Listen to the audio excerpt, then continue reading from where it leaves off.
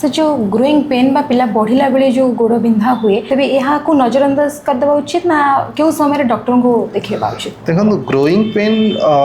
अच्छा प्रथम growing pen गुलो आम जाना पड़े ग्रोथ केते पर्यंत हुए झील पिला मानकर ग्रोथ नॉर्मली 13 वर्ष जाके हुए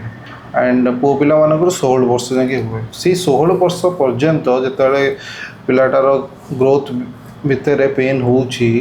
तार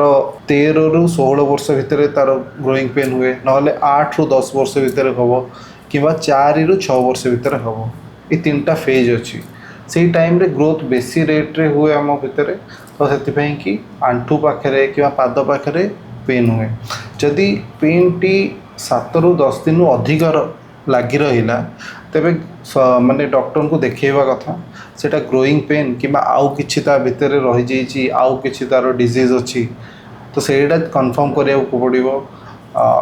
तो 7 ରୁ 10 दिन अधिक जब पेन हो कंसिस्टेंटली गोटे जगार देन परामर्श करा कथा।